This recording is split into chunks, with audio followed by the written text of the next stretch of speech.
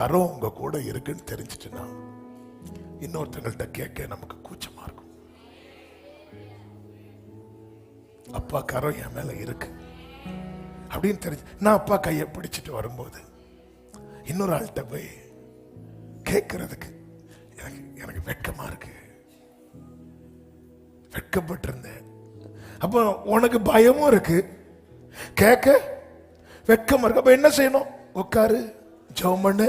அடுத்த வசனத்தை வாசிங்க. அப்படியே நாங்கள் உபவாசம் பண்ணி எங்கள் தேவனிடத்திலே அதை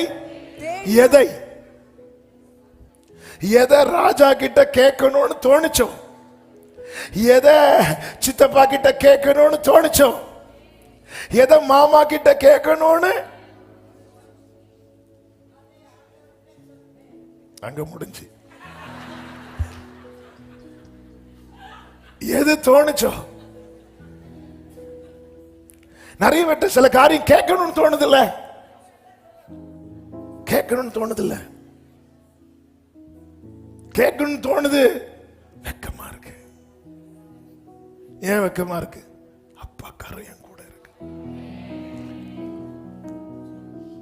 எனக்கு நிறைய விஷயம் இவங்கள்ட்ட போய் கேளு, கேட்கணும்னு தோணுது, ஆனா எனக்கு வெக்கமா இருக்கு. ஏன்?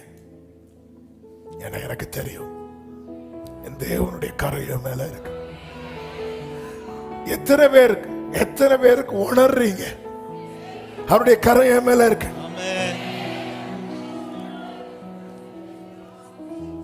எத்தனை பேர் உணர்றீங்க?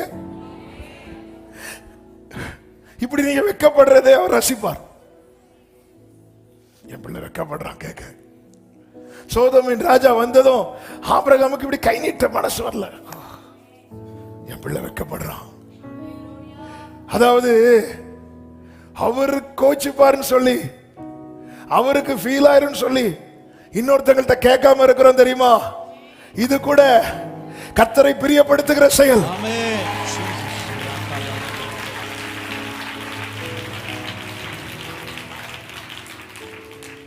ஹல்லேலூயா. வெக்கமா இருக்கு. ஆமென், ஆமென். நம்பணும். ஏன்னா அவருடைய கரம் தான் தாயின் வயிற்றில் உற்பவித்தது முதல் என்னை ஆதரித்தார். என்னை ஃபர்ஸ்ட் பார்த்த கண்கள் அவருடைய கண்கள். என்னை ஃபர்ஸ்ட் கை நீட்டி எடுத்தது அவர்தான். அதாவது வெளியே, அதாவது கன்சீவ் ஆகி அந்த டெலிவரி டைம் சொல்லுவாங்க, நல்லா புஷ் பண்ணுங்க, புஷ் பண்ணுங்க. எங்க புஷ் பண்ண? நான் நம்புறேன். தாவீது சொல்றார், என்னை தாயின் வயிற்றிலிருந்து எடுத்தவர். வெளியே டாக்டர்ஸ் எல்லாம் அப்படி கை நீட்டிட்டு இருப்பாங்க, உள்ள இருந்து ஒரு கரம் அந்த பிள்ளை அப்படியே கொடுக்கும்.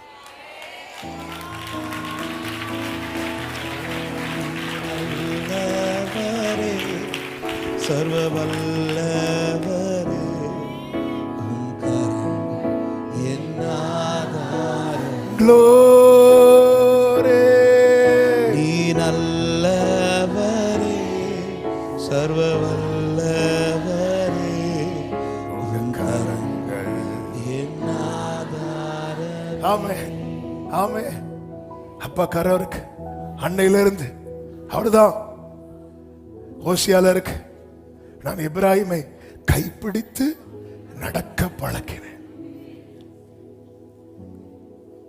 எடுத்துட்டு விடல, நடக்க பழக்கி. என் நீதியின் வலது கரத்தை பூமியின் கடையாந்திரத்திலிருந்து எடுத்து அழைத்து வந்து எடுக்கிறார், நடத்துகிறார். பாரு, நீ என் தாசன், நீ என் பிள்ளை, நான் உன்னை வெறுக்கல, என் நீதியின் வலது கரத்தினா. ஆண்டவரே, எனக்கு சில காரியங்கள் இந்த ஆள்கிட்ட கேட்கணும் தோணுது, கேட்டா ஆனா எனக்கு வெக்கமா இருக்குப்பா அப்படியே ஒரு நிலைமை வரும்போது நாங்கள் உபவாசம் பண்ணி எங்கள் தேவனிடத்தில் அதை நம்ம எப்போ ஆண்டவர்கிட்ட கேட்போம் தெரியுமா? ராஜா கிட்ட கேட்டு ராஜா நோ சொன்னதுக்கு அப்புறம் ராஜாதி ராஜாவே முதல்ல போறது ராஜாவே இல்ல. அதாவது இந்த காரியத்தை இயேசுவின் நாமத்துல. இன்னொரு டெஸ்டிமனி, நான் அந்த பேப்பர் எடுத்துட்டு வரல. ஒரு சகோதரி அவங்க ஹஸ்பண்டுக்கு வந்து ஒரு, அதாவது பாத்ரூம்ல போய் போதை போட்டுட்டு வருவார். ஏமானா பாத்ரூம் போயிட்டு வரேன், ரொம்ப ரொம்ப ரொம்ப நேரம் கழிச்சு வருவார். உள்ள போய் போட்டுட்டு கண்டுபிடிச்சிட்டாங்க. ஏன்னா போகும்போது அழகா போனாரு, வரும்போது டான்ஸ் ஆடிட்டு வந்தாரு. இந்த அம்மா சொல்லி சொல்லி பார்த்தாங்களாம், கேட்கல. அப்புறம் பார்த்தாங்க, இனி இவர்கிட்ட போய் என்ன சொல்றதுக்கு அப்படி சொல்லிட்டு நம்ம ஆகஸ்ட் ஃபாஸ்டிங் பிரேயர்ல, அது மட்டும் இல்ல, அதை எங்க வச்சிருக்காங்கன்னு இவங்களுக்கு கண்டுபிடிக்கவும், அது பாத்ரூம்குள்ளையும் ரகசிய அறைகள் இருக்கிறது. ஜெபம் பண்ணி இந்த ஆகஸ்ட் ஜெபம் பாதி ஆகல. அவர் சொன்னாராம், இந்த இடத்துல இருக்கு, எடுத்து போட்டு, இனி எனக்கு அது வேண்டாம்.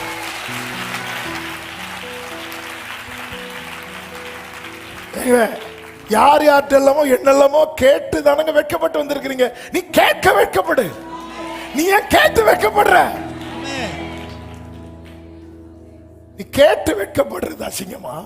கேட்க வெட்கப்படுறவன், கேட்க வெட்கப்படுறேன்னா மானஸ்தன். ஆனா நம்ம நிறைய கேட்டு வெட்கப்படுறோம்.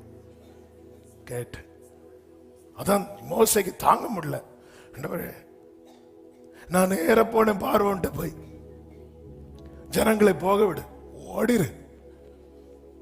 என்னாண்டவரே, என்ன ஏங்க கொண்டு வந்தீங்க? எவ்வளவு வலிச்சு.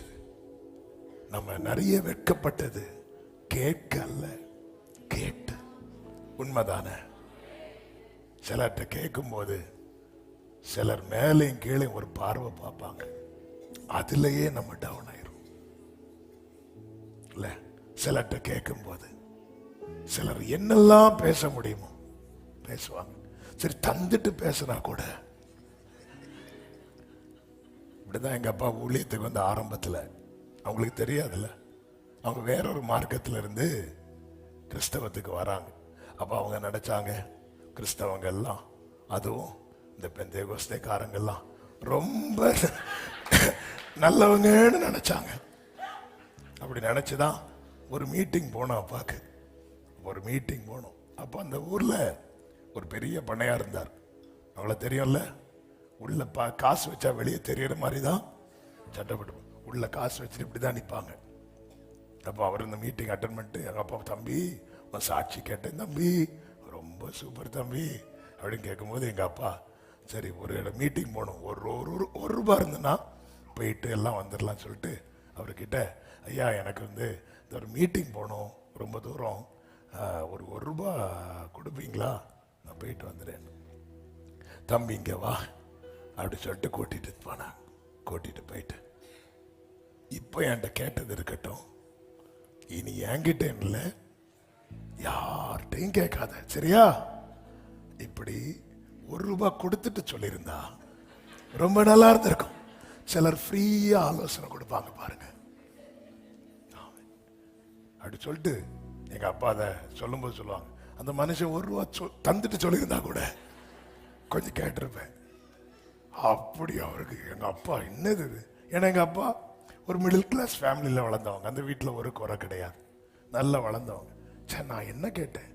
எனக்கு எங்கள் வீட்டு வாசல் அடைக்கப்பட்டிருக்கிறது, ஒரு மீட்டிங் போகணும், என் சாட்சியை சொல்லணும், அதுக்கு தான் நான் கேட்டேன். ஆனால் இப்படி இந்த மனுஷன் பண்ணிட்டாரேன்னு சொல்லிட்டு அப்படியே ஒரு வயல் வழியாக நடந்து போயிட்டு இருக்கும்போது ஆண்டவர் வந்து அப்படி தட்டுறாங்களாம். தட்டி கேட்குறாங்க, நான் உனக்கு தந்த ரட்சிப்புக்கு விலை ஒரு ரூபா தான் நான் கேட்டேன். எங்க அப்பா திரும்பி பார்க்குறாங்க, ஒருத்தர் இல்லை, திருப்பியும் ஆண்டவர் பேசுறார், நான் உனக்கு தந்த ரட்சிப்புக்கு வேலை ஒரு ரூபா தான். எங்க அப்பா அந்த இடத்துல முழங்கால் போட்டு சொன்னாங்க, அப்பொழுது வயது 19. ஆண்டவரே, நான் இப்ப சொல்றேன், என் மரணம் வரைக்கும் நான் பட்டினியா இருந்தாலும் இருப்பேனே தவிர ஒருத்தங்க கிட்ட கூட நான் காசு கேட்க மாட்டேன்.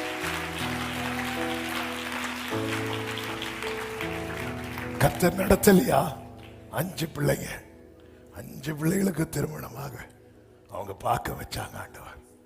அவர் மரித்து இந்த ஊருக்கு வரும்போது ஒண்ணுமே இல்லாம வந்தாங்க. அவர் மரித்து அவர் அடக்கம் பண்ண கொண்டு போகும்போது நாகர்கோவில் ஊரே திரும்பி பார்த்துச்சு. இது கர்த்தருடைய கரம்.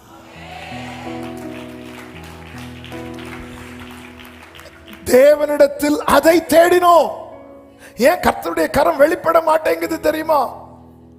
எங்கெல்லாமோ தேடுறோம், யார்கிட்டெல்லாமோ தேடுறோம். எங்க ஒண்ணு நீ மீட்டெடுக்கப்பட்டவள் மீட்டெடுக்கப்பட்டவன் என்பதை ஏன் மறந்து போற? ஆமென், ஹல்லேலூயா. ஏன் மறந்து போற?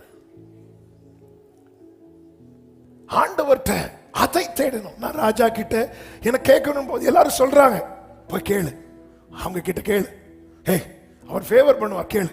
இல்ல இல்ல, நான் சொல்லிட்டேன், நான் ஆண்டவரை தேடுறவன், என் மேல கர்த்தருடைய கரம் நன்மையா இருக்கணும். அதனால எனக்கு எப்படி இருக்கு தெரியுமா? வெட்கமா இருக்கு. நம்ம வெட்கப்படுறோமா? வெட்கப்படணும். அப்படி வெட்கப்படும் தெரியுமா? உடனே போய் ஆண்டவரேன்னு உட்காரணும். அதை தேடணும், அதை தேடணும். வேதம் சொல்லுகிறது, எங்கள் விண்ணப்பத்தை கேட்டு அருளினார்.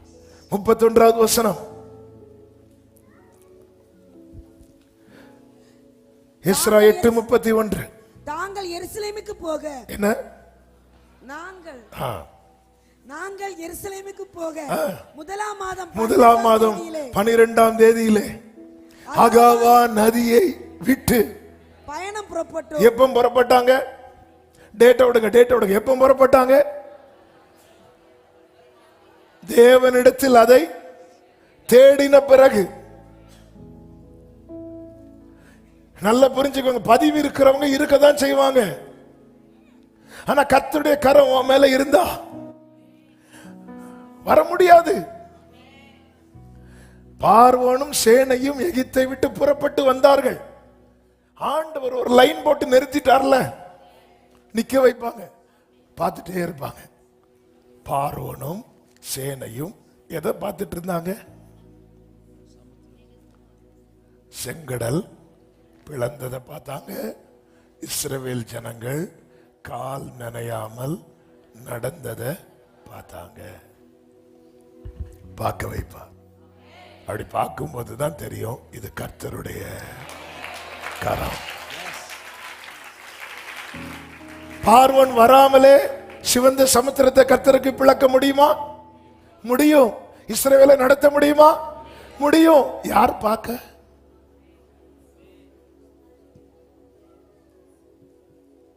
அதனாலதான் சிலர் அப்படி சுத்தி நிறுத்தி வச்சிருக்கிறார்.